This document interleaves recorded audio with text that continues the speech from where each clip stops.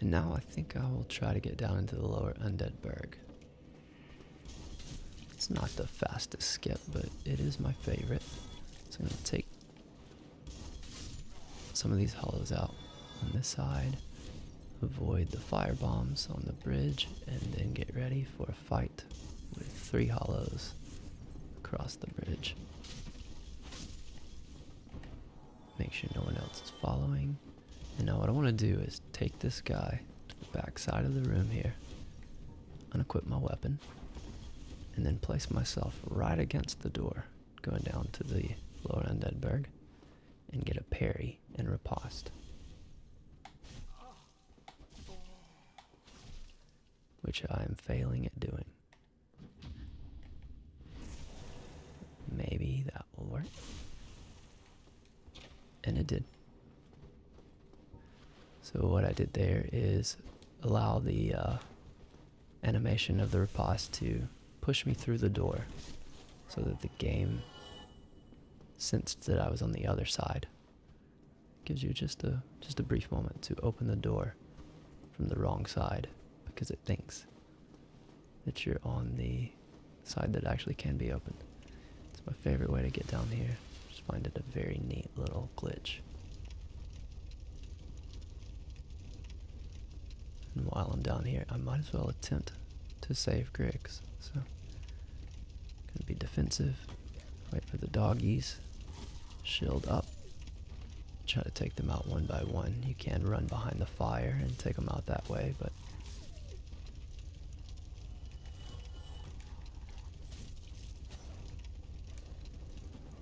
as long as I'm careful.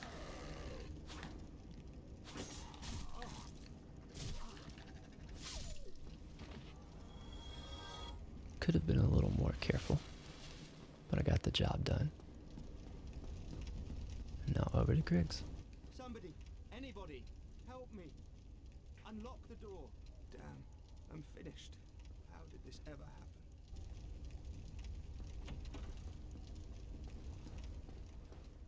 Brilliant. You opened the door for me. Thank you. I'm saved. I thought I might never escape. I am Griggs of Vinheim, a sorcerer of the school. I am much obliged for your assistance. Thanks to you, I may now resume my travels. I will rest. I'm going to grab the sorcerer's set and staff. And besides, Hiding in the barrels, and I think I'll put my crossbow to use. There is a twin humanity right back there, and this is a fairly treacherous little area with these torch hollows, so I want to be careful.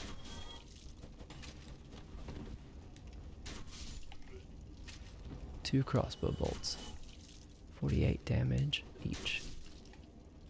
It's kind of satisfying though, gotta be honest.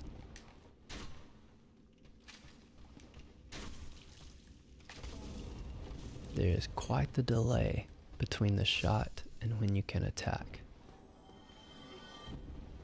Just for science, let's test a throwing knife. How much damage does a throwing knife do? 50. So 2 points of damage more. But there's no way to increase that. Not in a significant way. I'm a little interested in leveling up a crossbow on this playthrough because I never have. I would like to test out what kind of damage is possible on an actual upgraded crossbow. Okay, now I have a decision to make. I can either backtrack and continue the way I was going, or I can continue down and attempt to open up the shortcut for Firelink. While I'm here, I'm tempted to do that. I think I will. I'm going to be efficient about this. I'm going to use a little trick to jump into these doors and try to damage or potentially even take out these thief hollows hiding inside. That's one down.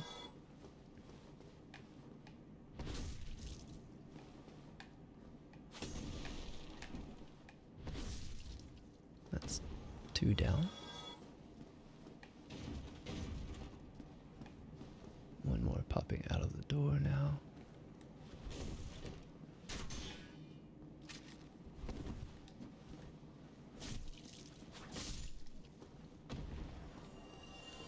And that's 3 thief hollows down. And we get a couple more dogs down below, and then 3 more thief hollows. So again, I'm going to be very careful, very defensive. Maybe use my throwing knives to kind of give them a little taste of their own medicine. And yeah, I'm not as good with the throwing knives as they are, so retreat and new game plan.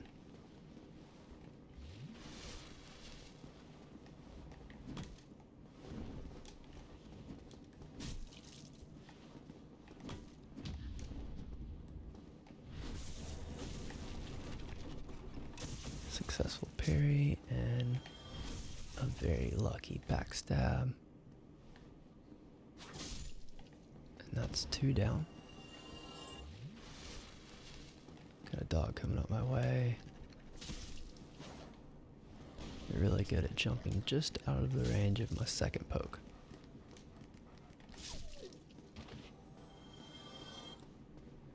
Alright, should have 1 more thief hollow hiding around somewhere down here.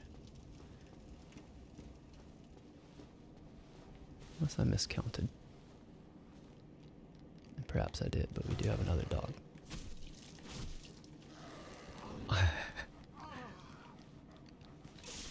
That was the most successful sneak that has ever been performed on me by one of these thief hollows. That was an extremely impressive sneaky maneuver you just pulled there, buddy. I have no idea where that thief came from, but just when I thought that I had taken them all out and was questioning my own math, he snuck up behind me when I was trying to deal with that dog. That was perfectly executed. I'm very glad I made it out of there alive. Good on him.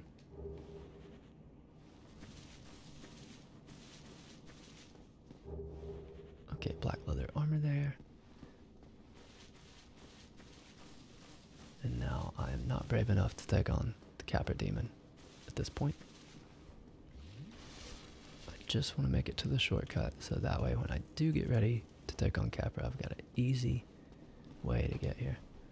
I'm going to try to play the angles here. Get this guy around the corner.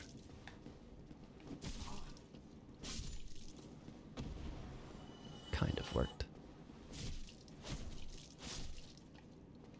There we go. Picked up a target shield. Go ahead and run over here and pick up this item, which I think is another humanity. No, just a soul pack. And then as long as I can survive the lone archer, I'll always have to stop and say hello to.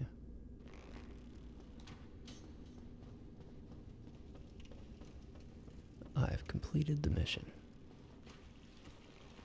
Probably come talk to this merchant here in the tunnel later, maybe before heading down into Blighttown. Right now, I just want to unlock this gate.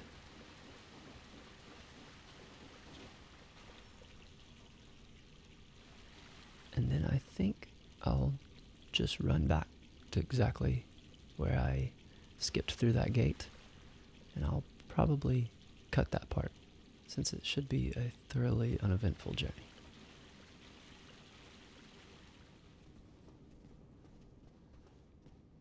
And I'm right back on track. So now, into this little room where a hollow has been waiting patiently on me. And kindly drops his short sword. Another hollow hiding out. I think that was the one that usually is behind this wall, yes. Now up here I think there are some more fire bombs. Black fire bombs, 5 of them, and a treasure chest.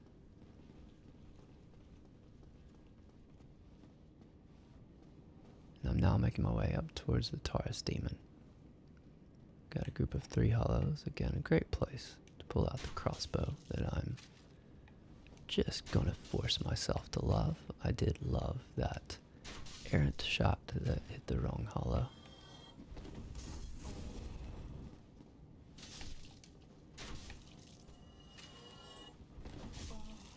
The only bad thing about it is that delay just after the shot before you can do any other action. I do think I'll skip that little section there.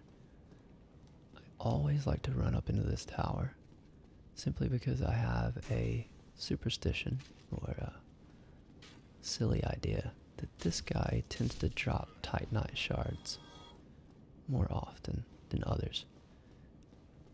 I'm almost certain it's not true, but I do feel like I get them more often from him. While I'm on this side, I might as well attempt to get these guys to come on up, because it actually can be a little dangerous to drop down with all these guys down below. If multiple of these shield guys get on you at the same time, they can be a bit pesky.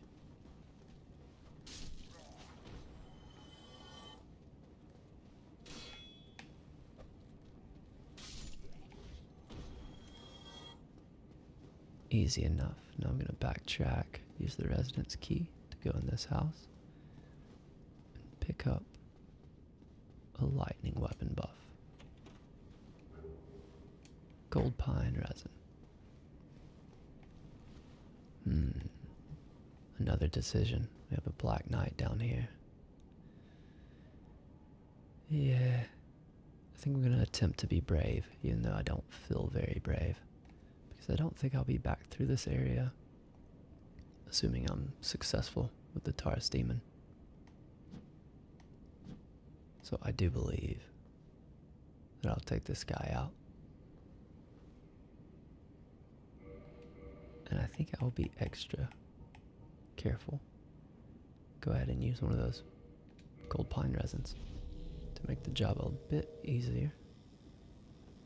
Get one hit in from the back, because usually if I try to get a backstab, I pay for it. That's one parry and one riposte. Is it riposte or riposte? I actually don't know. It appears I say riposte. I feel like there are definitely people that say riposte.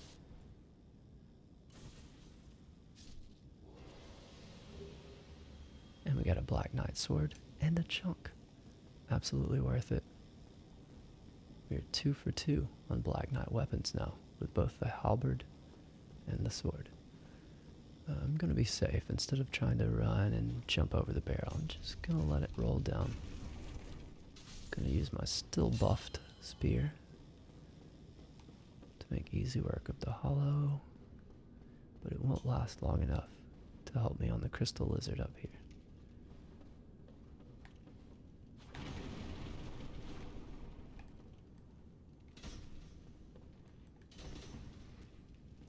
He is being quite elusive. Another chunk and 2 twinkling titanites. Wonderful. Now out into the Taurus Demon's arena and up the ladder.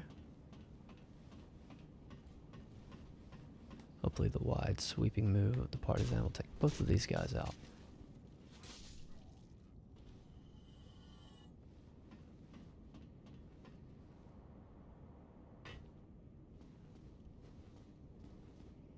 Now I think I'll fight the Taurus demon, and then in the video, when I talk to the always jovial Solaire of Astora.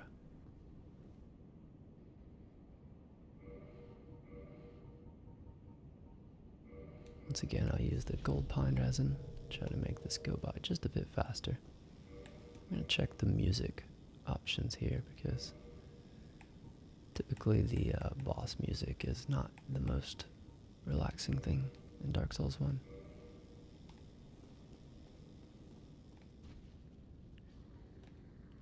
Some people might say Dark Souls is not that relaxing at all.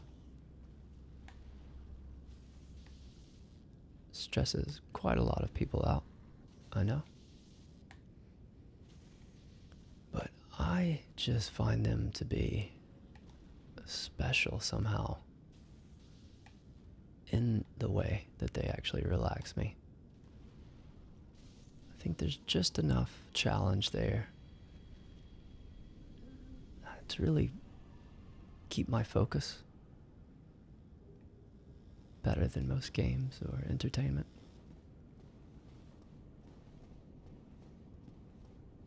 Something about the repetition as well.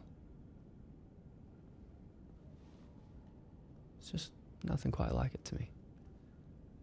Now that he's out, I always like to take a moment in every boss arena to just have a look around some of the quirky textures and odd bits that are in Dark Souls 1. They're also beautiful vistas, for sure. There's a lot of oddness in Dark Souls 1, and I like it just as much as the beautiful things. Alright, let's head over this way. We'll be wrapping it up soon. Break a box to get another large soul of a lost undead.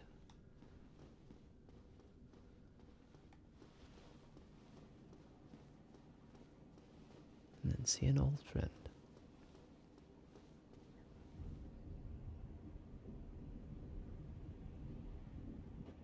Hello. You don't look hollow, far from it. I am Solaire of Astora, an adherent of the Lord of Sunlight.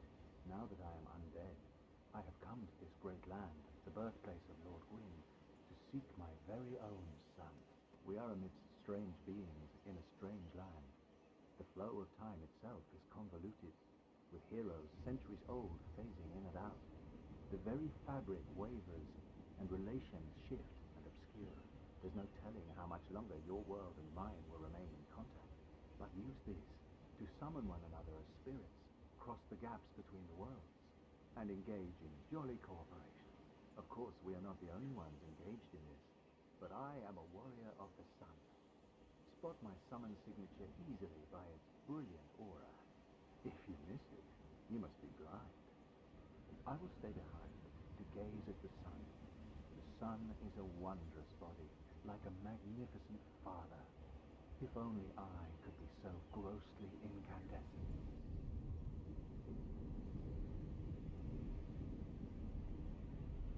For anyone who's taken their time to watch or listen to this, I hope it gave you at least a moment of relaxation or peace or something. Maybe it's high hopes on my part, but I know I've found very mundane, boring videos to be extremely valuable. So that's what I'm attempting to make here. Something simple, but useful, maybe. And just in case there's no one around to tell you this today, you're awesome. And you have great potential. And you're worthy of love. And you deserve happiness, or peace, or contentment, whichever way you'd like to frame it.